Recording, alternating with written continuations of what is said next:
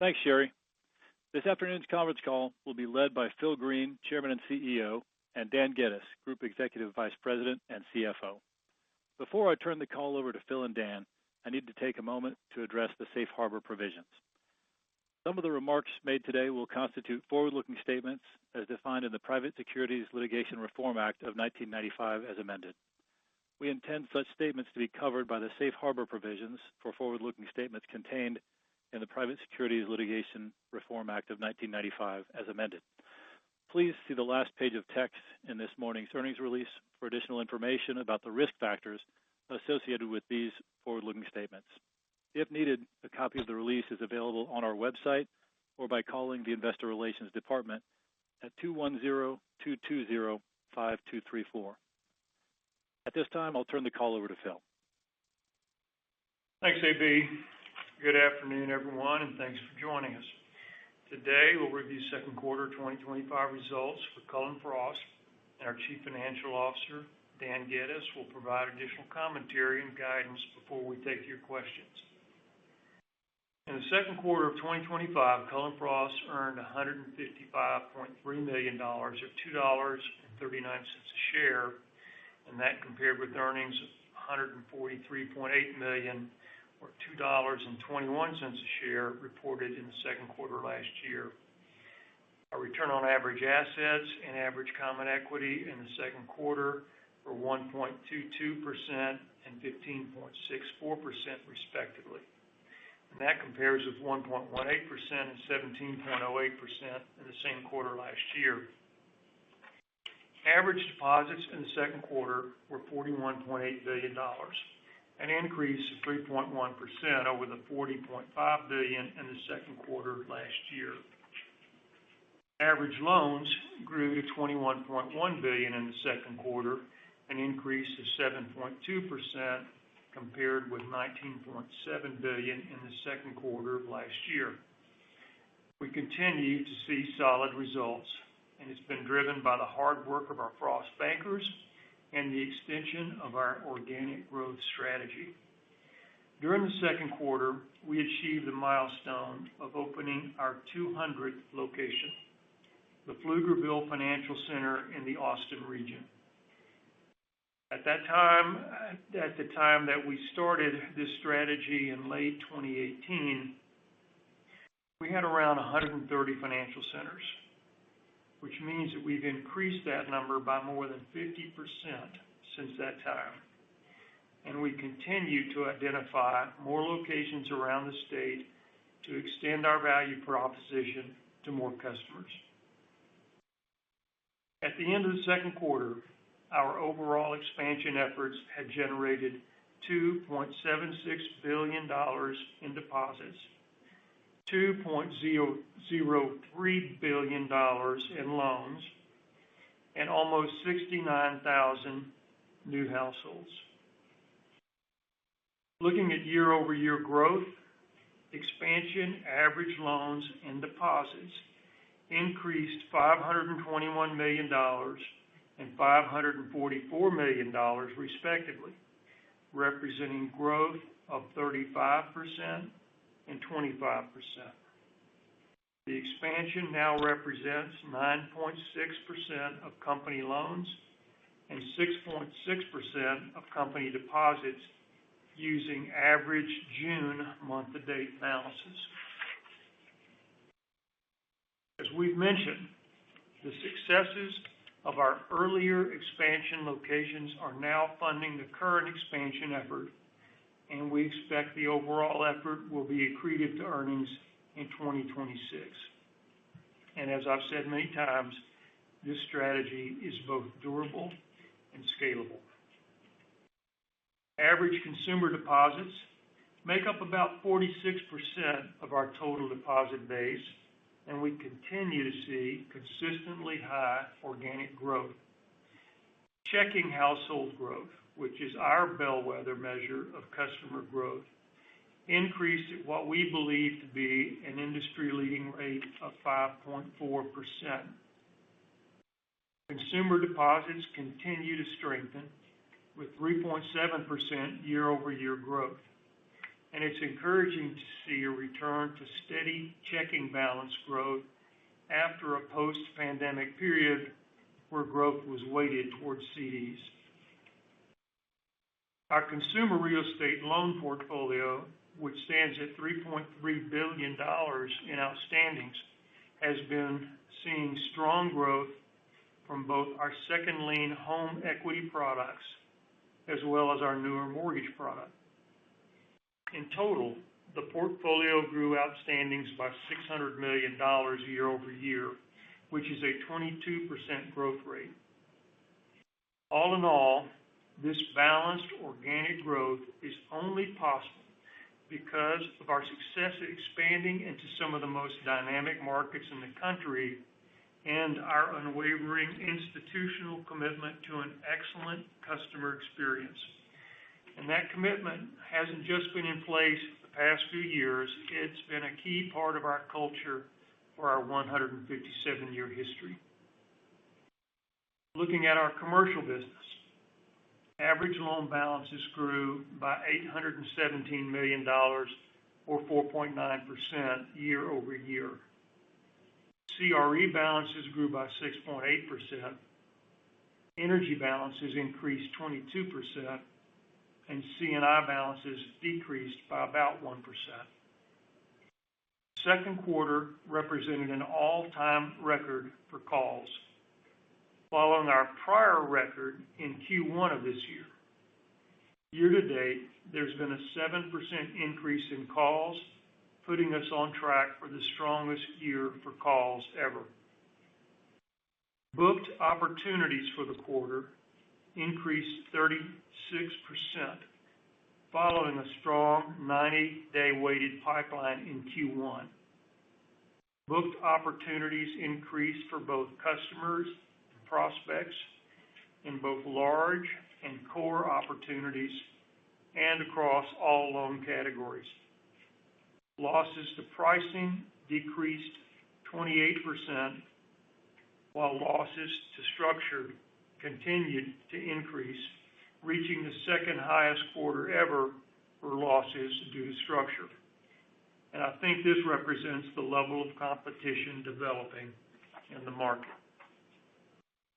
At the end of the day, we added just under $2 billion in new loan commitments for the second quarter, which was 56% more than Q1. And as was said before, the increase was seen across large and core, as well as all loan categories.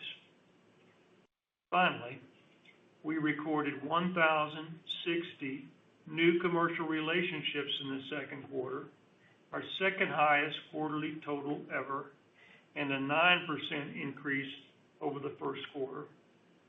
About half of our new commercial relationships in the second quarter continue to come from the too big to fail banks.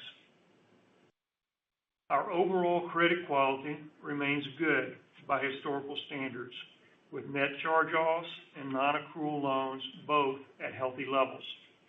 Non-performing assets declined to $64 million at the end of the second quarter, compared with $85 million at year-end. Most of this decrease came from a paydown on a C&I revolving line of credit, which is currently classified as non-accrual. The quarter-end figure represents 30 basis points of period-end loans and 12 basis points of total assets. Net charge-offs for the second quarter were $11.2 million, compared to $9.7 million last quarter and $9.7 million a year ago. Annualized net charge-offs for the second quarter represent 21 basis points of average loans. Total problem loans, which we define as risk grade 10, some people call that OAEM, or higher, totaled $989 million at the end of the second quarter, up from $889 million at the end of the year. Virtually all of the increase was related to multifamily loans in the criticized risk grade 10 category, for which we expect resolutions to occur in the third and fourth quarters of 2025.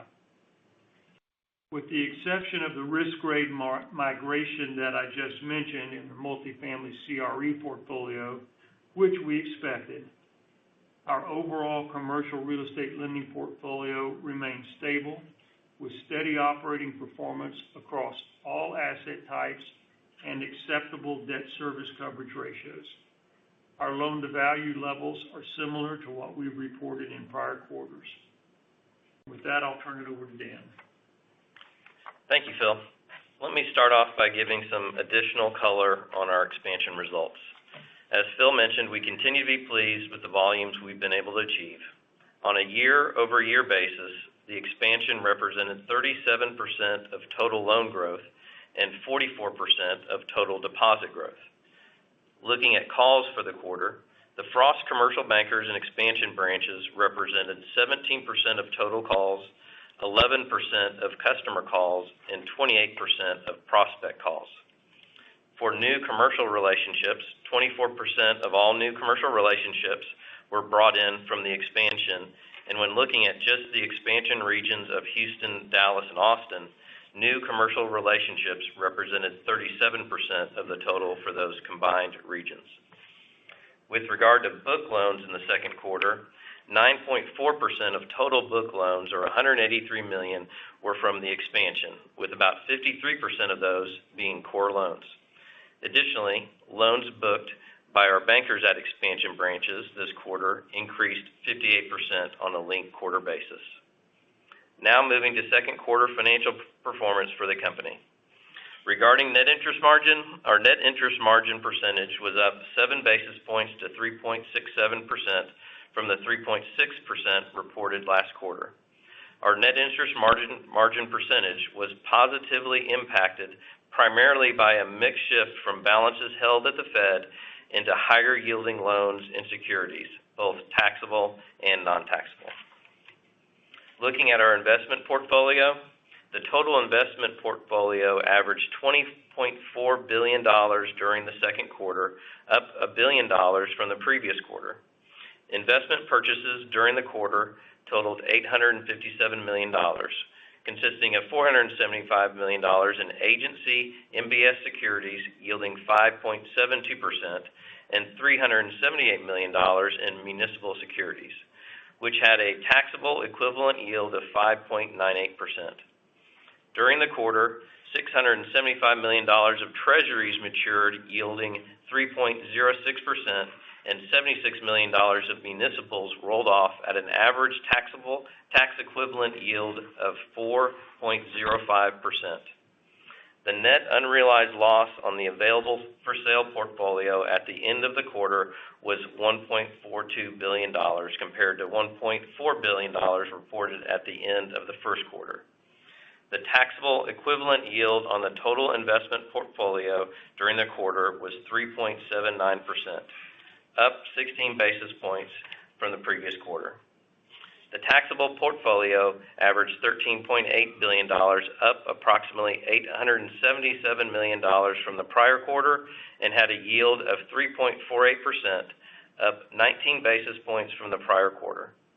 Our tax-exempt municipal portfolio averaged $6.6 billion during the second quarter, up $140 million from the first quarter, and had a taxable equivalent yield of 4.48%, up 10 basis points from the prior quarter. At the end of the second quarter, approximately 69% of the municipal portfolio was pre-refunded or PSF insured. The duration of the investment portfolio at the end of the second quarter was 5.5 years, flat with the first quarter. Looking at funding sources, on a linked quarter basis, average total deposits of $41.76 billion were up $102 million from the previous quarter. The linked quarter increase was primarily driven by interest-bearing accounts. The cost of interest-bearing deposits in the second quarter was 1.93%, down 1 basis point from 1.94% in the first quarter. As a reminder, we tend to see weaker deposit flows in the first half of the year and stronger flows in the back half of the year, and the majority of that seasonality is driven by commercial non-interest-bearing deposits. Customer repos for the second quarter averaged $4.25 billion, up $103 million from the first quarter. The cost of customer repos for the quarter was 3.23%, up 10 basis points from the first quarter. Looking at non-interest income and expense, I'll point out a couple of seasonal items impacting the linked quarter results. Non-interest income, insurance commissions and fees were down $7.2 million. Remember, the first quarter is typically our strongest quarter for group benefit renewals and annual bonus payments received. On the expense side, employee benefits were down $9.3 million. The first quarter was impacted primarily by increased payroll taxes and 401k matching expense related to our annual incentive payments that are paid during that quarter. Other expenses were up $5.9 million and were primarily impacted by higher planned advertising and marketing expense during the quarter of $4.2 million. Regarding our guidance for full year 2025, our current outlook includes 2 25 basis point cuts for the Fed funds rate in 2025, with cuts in September and October. Despite the revised rate cuts expectations, we expect net interest income growth for the full year to fall in the range of 6 to 7% compared to our prior guidance of 5 to 7% growth. For net interest margin, we still expect an improvement of about 12 to 15 basis points over our net interest margin of 3.53% for 2024. This is consistent with our prior guidance. Looking at loans and deposits, we continue to expect full-year average loan growth to be in the mid to high single digits and expect full-year average deposits to be up between 2 and 3%. Our updated projection for full-year non-interest income is growth in the range of 3.5 to 4.5%, which is an increase from our prior guidance range of 2 to 3% growth. And we expect non-interest expense growth to be in the high single digits. Regarding net charge-offs, we expect full year 2025 to be similar to 2024 and in the range of 20 to 25 basis points of average loans. Our effective tax rate expectation for full year 2025 remains unchanged from last quarter at 16 to 17%. And with that, I'll turn the call back over to Phil for questions. Thank you, Dan. Okay, we'll open up for questions now. Thank you. If you would like to ask a question, please press star 1 on your telephone keypad. A confirmation tone will indicate your line is in the question queue. You may press star 2 if you would like to remove your question from the queue. And for participants using speaker equipment, it may be necessary to pick up your handset before pressing the star keys. Our first question is from Jared Shaw with Barclays. Please proceed. Good afternoon, everybody. Hey, Jared. Hey, Jared. Maybe starting on the loan growth side, you talked a little bit about losses due to pricing down, but losses due to structure up from new production. What are you seeing in terms of pricing? Is there spread compression continuing, or what are you seeing in terms of pricing there? I think it's more competitive than it was. It depends on the asset class. In corporate real estate, commercial real estate, it would be. There were a lot of people that had put pencils down and were out, and I think we're seeing price compression, there for sure. And it's just getting more competitive, I think, as the outlook improves. So I think you're seeing it across the board.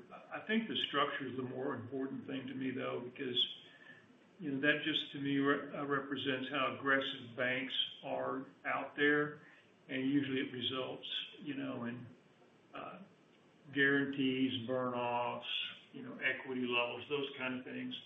And we're in a position where we're competing on price. We want to compete on price. We don't want to lose good business to that. And, as you've heard Dan talk about our funding costs, I really believe we're a low-cost producer in the market, so there's really no reason for us to, not be aggressive competitively on price. But as it relates to structure, that's where you can get in trouble. And our culture is one that we want to make sure that we're protecting the balance sheet, protecting, the portfolio, depositors, shareholders, et cetera. So that's what we're seeing there. Okay. All right. Thanks. Then if I could follow up, capital continues to grow. You're almost at nearly 14% CET1. Certainly plenty to fund the the growth expectation there. How should we think about your thoughts around capital growth from here and capital utilization? Jared, this is Dan. I think we want to continue to build our capital. Our priority is going to be the dividend, protect the dividend, as Jerry left as his parting words. I won't forget that. But I think for right now, I think we're looking at just building that capital base.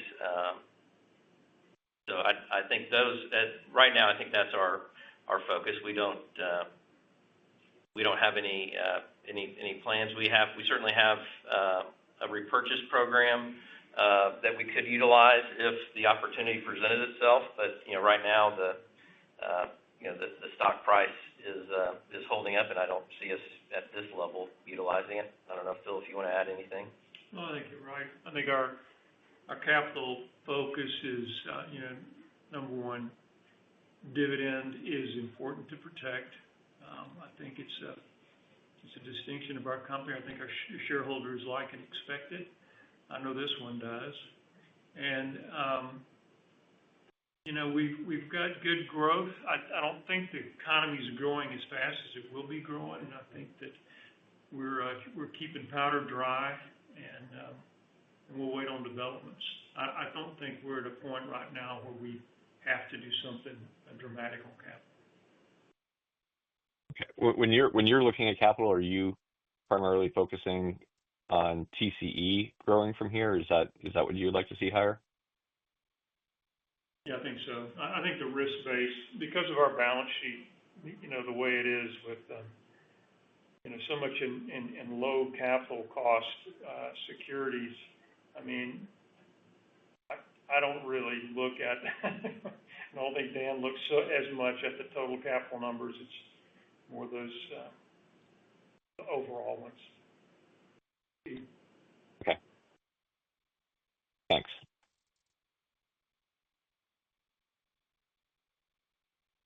Our next question is from Ebrahim Poonawala with Bank of America. Please proceed. Hey, good afternoon, Phil. Good afternoon. Dan, how are you? I had a question. So I've been supportive, and we've been very sort of fans of your growth strategy over the last few years. I think the question you're getting from investors is, like, if I go back and look at 2022, earnings have flatlined, expense growth has significantly outpaced revenue growth. Just talk to us that from a shareholder perspective, when do we start seeing the benefits of all the investments that you made when we think about just bottom line results around earnings growth, and hopefully that will then translate into a better stock price? Would love your perspective on how you think about it and how shareholders should think about it given the last 3 years. Thanks. Yeah, that's a good question, Ibrahim. And what I'd say is that, and Dan has said before that we expect that we'll have some nice accretion to this program in 2026. It's not just going to be one time. It's not like an acquisition where you get some accretion and it kind of stays at that level. It should increase over time.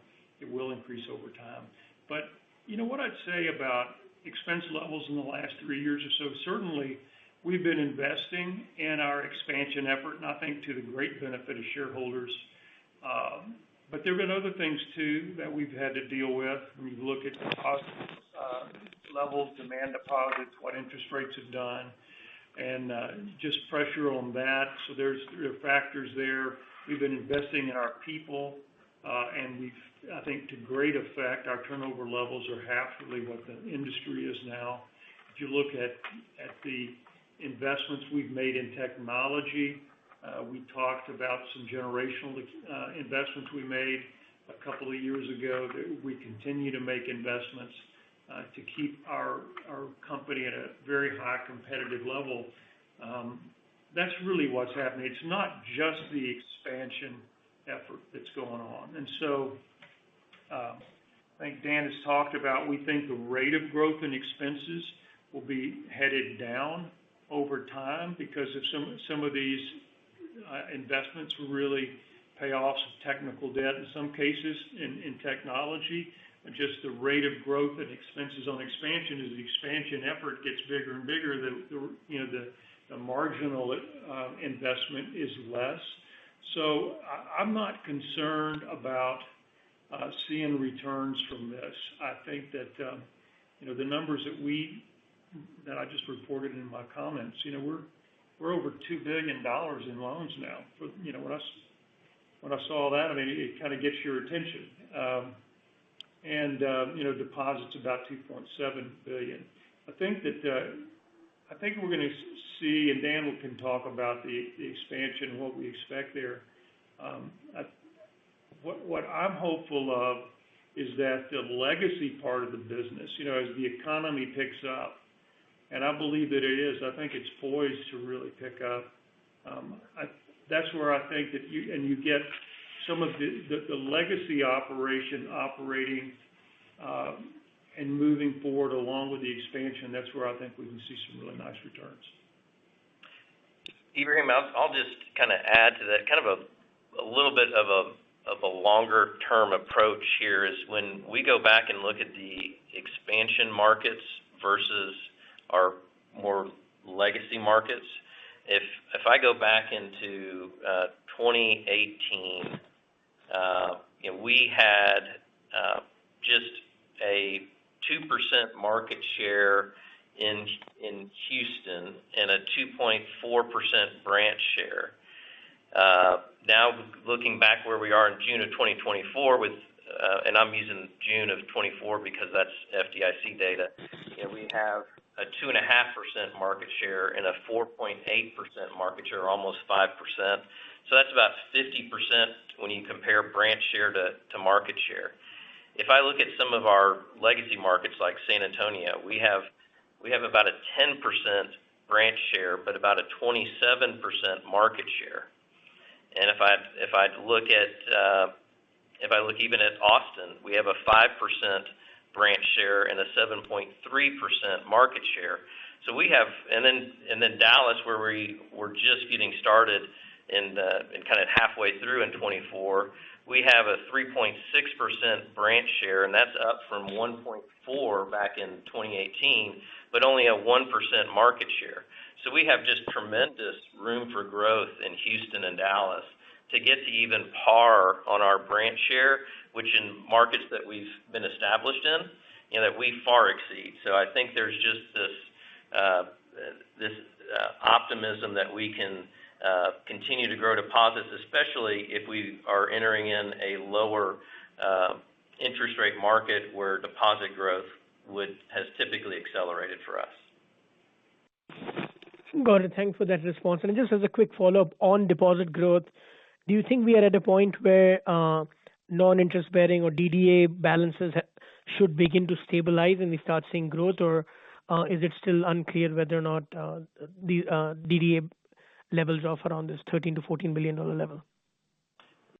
So I think we're kind of bumping near the bottom. I don't know if we're quite at there, but I'm encouraged by just what I've seen in the last couple of weeks in terms of deposit flows, that you're starting to see the DDA balances grow. So I'm encouraged that typically in the second half of the year, again, our commercial customers will build up their DDA balances towards the end of the year and into the kind of end of this third quarter and into the fourth quarter. So I would expect it to, but to be determined. Yeah, I think that we mentioned the consumer. We've sort of returned to seasonal trends along with the growth in consumer, and we've seen checking account growth. I think that is, as I mentioned, I think is more in line with what we've typically seen. We're hopeful that, and I think we've seen sort of a return to seasonal trends in the commercial DDA, but there's so many other factors that businesses deal with, and you're dealing with such large amounts of money. It's hard to say definitively that we are on that seasonal track and we're going to see that growth through the end of the year. I don't know of a reason why we wouldn't, but what we're waiting on now is seeing those seasonal trends manifest themselves as they typically would in the last half of the year. Got it. Thank you. Our next question is from Casey Hare with Autonomous Research. Please proceed. Thanks. Good afternoon, everyone. Follow up on the NII guide. Seems just a little conservative. With day count, you're going to get a little bit of natural help in the third quarter. And the guide doesn't assume much growth. Just wondering what like our loan pipelines slowing down? Like what's driving or what's the main factor in what appears to be a pretty flat run rate in the back half of 25 here? Casey, yeah, the net interest margin will improve, but it's since it's a full year guidance, it doesn't a rate cut towards the back of the year, it isn't going to impact the full year. And again, I think we're seeing consistent loan volume. We should have some back half of the year payoffs in real estate, some in energy as well. But it's if we see higher volumes in deposits, maybe you see to the upside of that guidance. Okay, and apologies if I missed this. Gotcha. Okay, apologies if I missed this, but the pipeline, did you guys quantify that up or down as of 6:30? Yeah, it was only down 1%. Yeah, it's pretty consistent with the first quarter. And considering, I think you reported the commitments in the second quarter being around $2 billion. So to see the pipeline, us close out a lot of those opportunities and essentially replace them, and to only see it down 1% is encouraging to as we look at kind of the 90-day pipeline into this third quarter and start of the fourth. And the relationship numbers was strong as well. So, I don't see a slowdown in that. We've seen draws under commitments be weaker. Just the outstanding, line utilization, I think was probably down 1% from a quarter ago, maybe down, and That's then right. maybe add another 1.5% if you're looking versus a year ago, maybe another percent. So I think businesses have had some uncertainty they've had to deal with, and so I think they're waiting around for more clarity. We've heard that clearly from our loan officers in the marketplace. And I think as more clarity is developing around trade policy, I really believe there's just my feeling based on what we're hearing from customers, I think that we're going to see some activity in projects that were on hold right now or were on hold, say, 3 months ago, beginning to move forward if they still think the economics are good. And they're not really just waiting on trade policy. One of the things I think we heard clearly from them is that they're waiting to see if there'd be a recession, right? Nobody's going to want to expand into a recession. And so I think there's a general feeling that that's less likely. And so I think that's going to clear up some uncertainty from some customers. So I'm looking forward to seeing some movement in the back half of the year. Great, thank you. Our next question is from Peter Winter with D.A. Davidson. Please proceed. Good afternoon. I wanted to follow up on the net interest income question because I also thought it would be the higher end. I thought you would have increased that upper end of the range just because originally you were assuming 4 rate cuts and there's a negative impact, I think about $1.7 million per quarter, and now it's only 2 rate cuts. And so with less rate cuts, why not see an increase to the upper end of the net interest income? Peter, some of of that is just where those deposits are going. Some you're seeing our CD balances, which are higher cost. Those had kind of flattened in the first quarter. We actually saw them increase, so we're seeing some good volumes there. So that's probably just the disintermediation and where the deposit mix is. I would say is the biggest driver of just where that NIM would end up. Okay. So if we continue to see it going into higher cost deposits, that would put pressure on the guidance on that NIM. Got it. And just with this, the branch expansion strategy, Phil, in your opening remarks, you talked about you've identified some more locations. I'm just wondering, as you're getting closer to completing the projects, is the focus to continue to expand in Houston, Dallas, Austin, or is there some consideration maybe to shift this de novo strategy outside of Texas into other high growth markets? Yeah, Peter.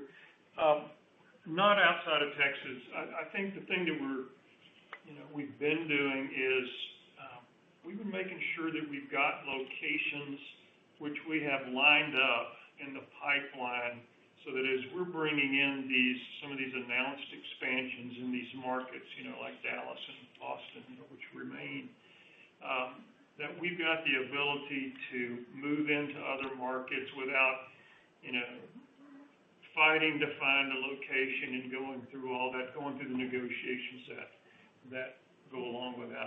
I've been talking to our team over the last year. Let's look where the puck's going and let's make sure that that's where we're going to be. And because some of these markets, I've described it this way: when we get through with Austin, Dallas will be through with the next 12 months. Say Austin, say the next year and a half.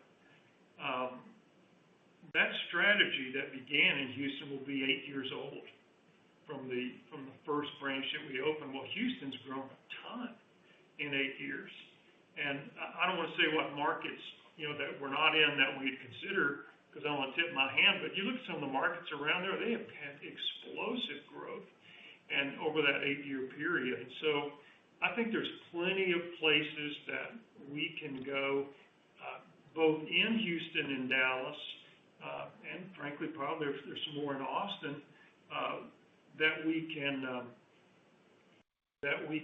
expand into. But it's a different deal. We're not filling these gaping holes in the market that we used to have. It's going to be finding these really high growth areas and sort of going along with the growth. And then I'll say at the same time, it won't just be in the places where we've had expansion, Houston, Dallas, and Austin. It's going to be some other markets where we're filling in, in some more legacy markets.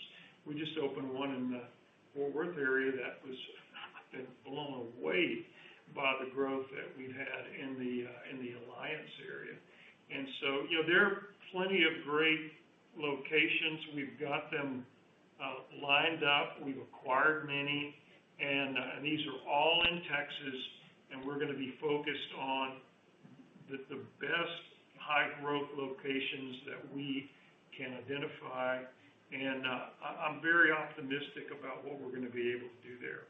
We don't want to stop growing. As Dan said, it's great. It's great to have $2 billion that we didn't have to pay a premium for, in an acquisition that we now have through acquisition. We've got 69,000 relationships that have selected Frost to do business, for example. I mean, it's great to have that, but we're still at a small market share in Dallas. We're at a relatively small market share in Houston. There's so much work for us to do, and there's so much ore for us to mine out of these great markets. That's where our focus is going to be. I want to say the markets of Dallas and Houston, deposit markets, are larger than the states of Colorado and Arizona. Right. And so you think about just the opportunities in just those two markets, where what we started 8 years ago in Houston we would look at a trade area, and we had just huge holes in the market. Really nothing north on, if you're familiar with Houston, on Interstate 59, nothing northwest on 249, and really nothing west of the Beltway on I-10. And so we filled in kind of some large gaps in Houston to where now we could come back and maybe more with a rifle approach, really identify maybe some markets that we feel like with our customer service, our consumer lending that has really surprised us in Dallas how well it's gone, that they might be markets that we would consider now. Got it. Thanks. Very helpful. Appreciate it.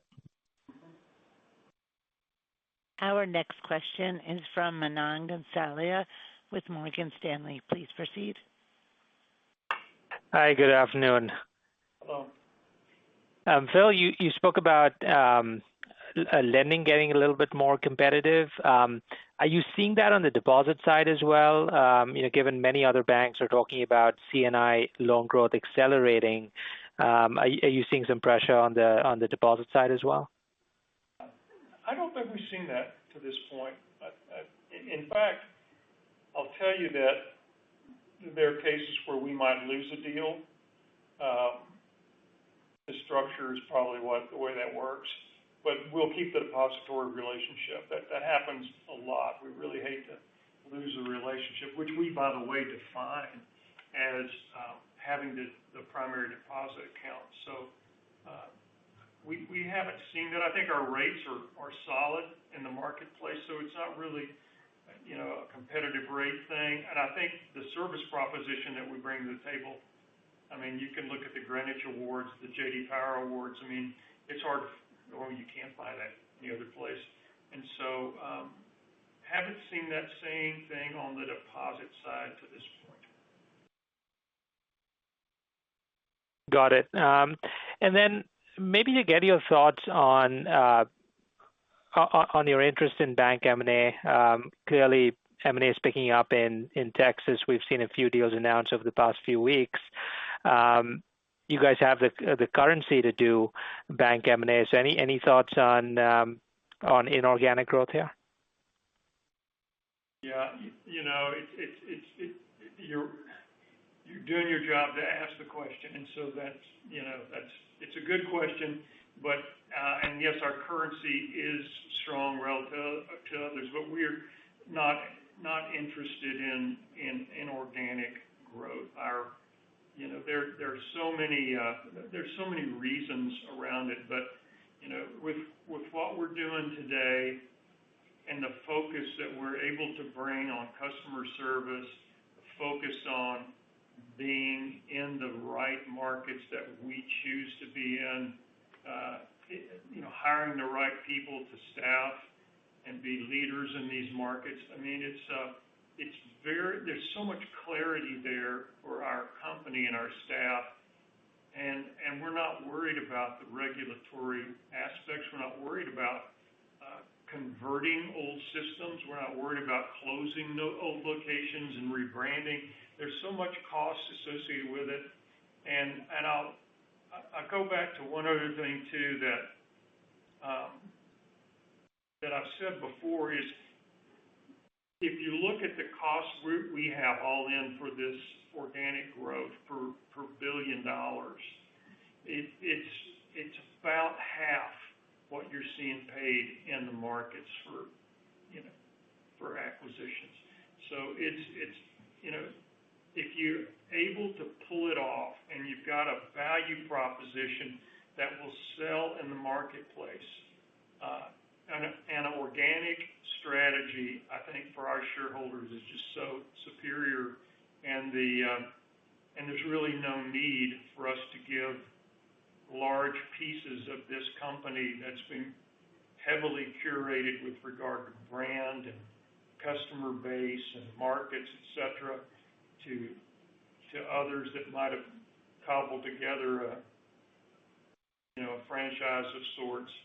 I just don't see that as a value for our shareholders, and I think we're they're best served by allowing our shareholders who gave us the ability to create a company that can grow organically, let them have the benefit of that growth and those returns as we continue to prosecute this strategy. That's the way I'm seeing it. I'm convinced of it, and so I'm not really interested in participating in the M&A activity. And I'll tell you just one other thing, and it's it's just the reality is that when we see when we see acquisition activity occurring in our marketplace, it really is to our benefit because it creates dislocation, it creates dissatisfaction, it just creates noise in the marketplace and really provides us opportunities to pick up business. And we've seen that. I won't name names, but we've seen some really great examples of that over the last few years, and I'm kind of looking forward, frankly, to some of this acquisition activity that we have. And that gives you the ability to pick up both customers as well as bankers? Absolutely. All right. Thank you. Our next question is from Matt Olney with Stephens Inc. Please proceed. Thanks for taking the question, guys. Just a few follow-ups here. On the deposit competition, it looks like the deposit beta so far have been around 50% so far in this cycle, which I think is a little bit better. Thank you. A little bit better than you were assuming previously.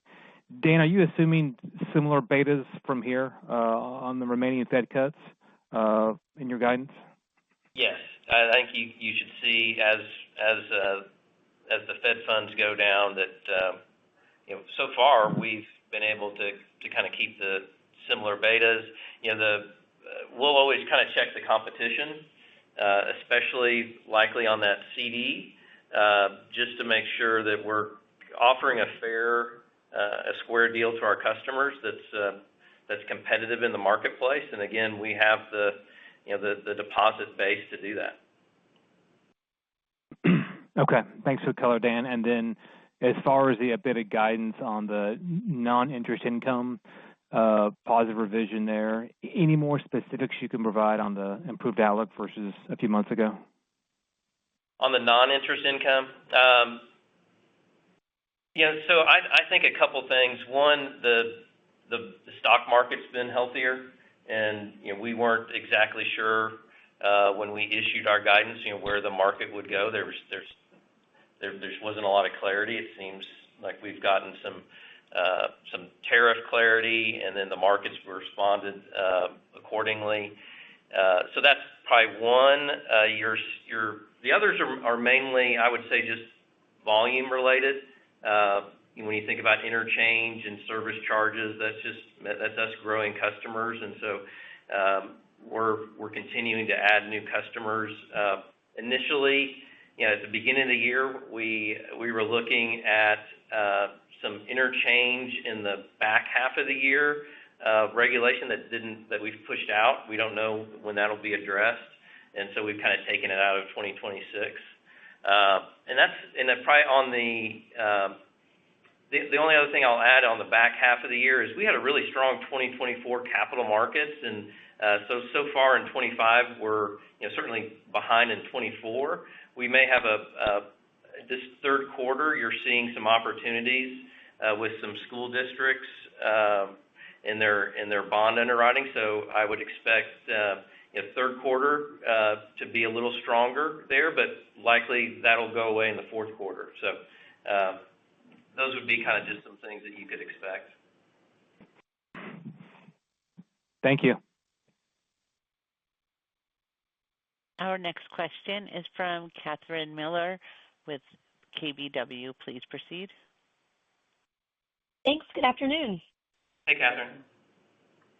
So just to follow up on that service charge comment, so we should kind of keep service charges at these current levels, or maybe even growing a little bit, versus taking some.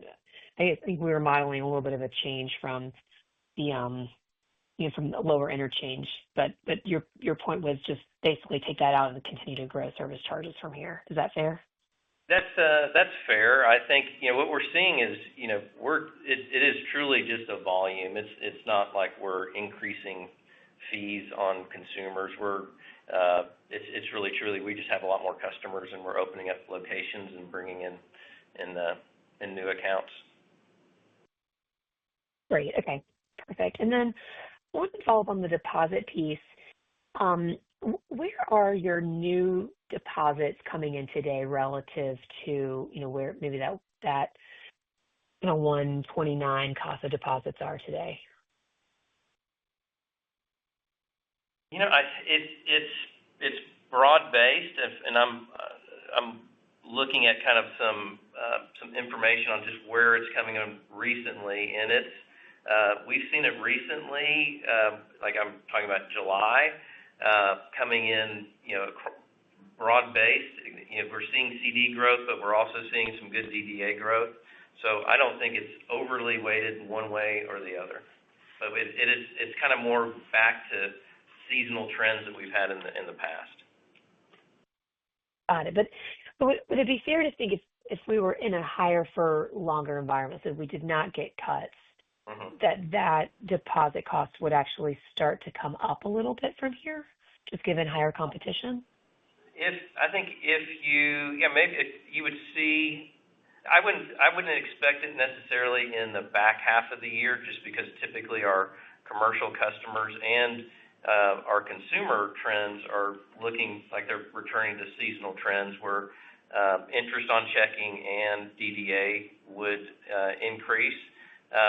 You might see a shift if there's more movement into CDs or our money market funds or our repo account, that funding costs would go up.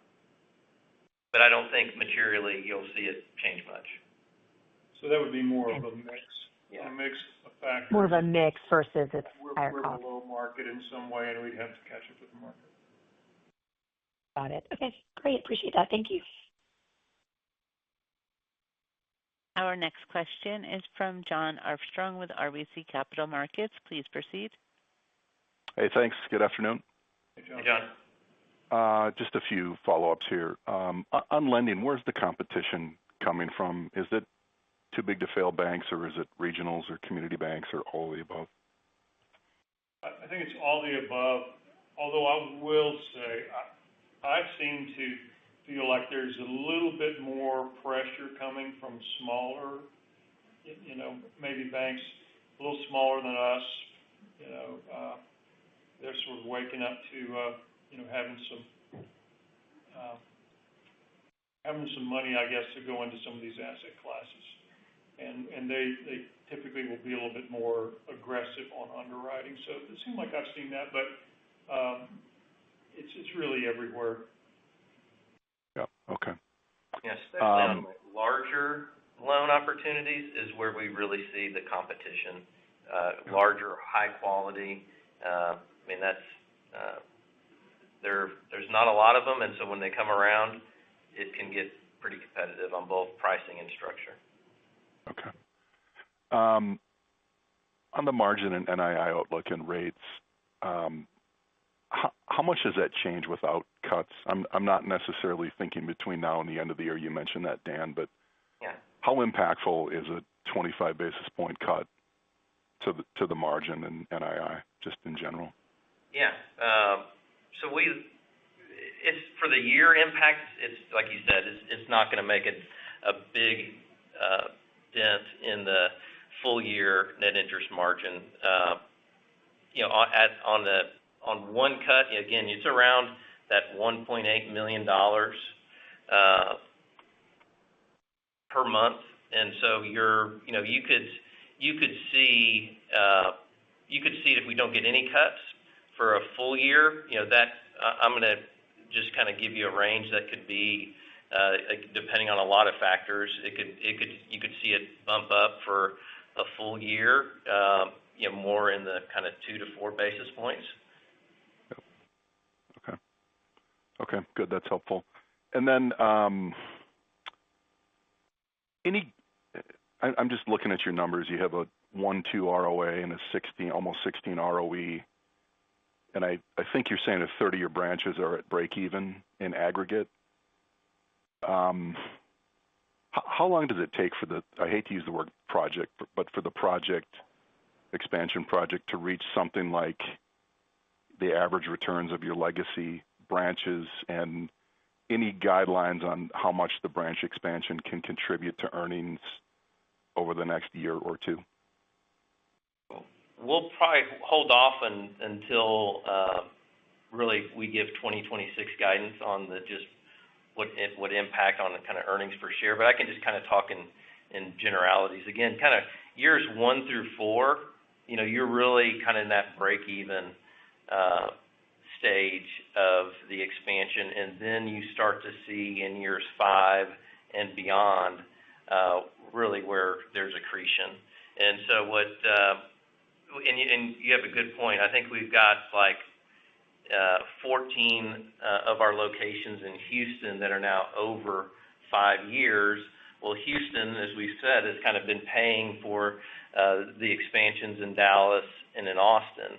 And so as Dallas matures, you're going to see Dallas become break even, in the next, year to 18 months. And so it doesn't drag on Houston. And then really Houston ends up covering Austin, which is at that time in 26, you'll have accretion at that point. It's just right now you have Houston covering some of Dallas, because the average age of a Dallas branch is right at 2 years, whereas the average age of Houston 1.0 is around 5 years. So it just, as it matures and you start to see more branches go beyond the 4 years, and then 5 years and beyond is when you'll see kind of that shift mix of more branches in years 5 and beyond than you have in years 1 through 4.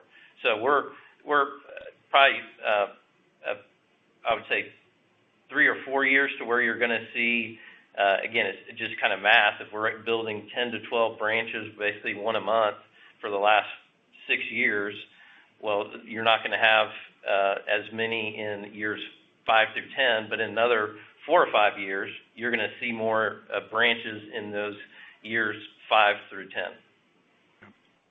Okay. But and you're still saying it's basically break even in aggregate at this point, or near break even. Is that right? Through the first 2 quarters, we're breaking even. Yep. Okay. All right. Thank you, guys. There are no further questions at this time. I would like to hand the conference back over to management for closing remarks. Okay. Well, appreciate everybody's interest as always, and y'all have a good day. Thank you.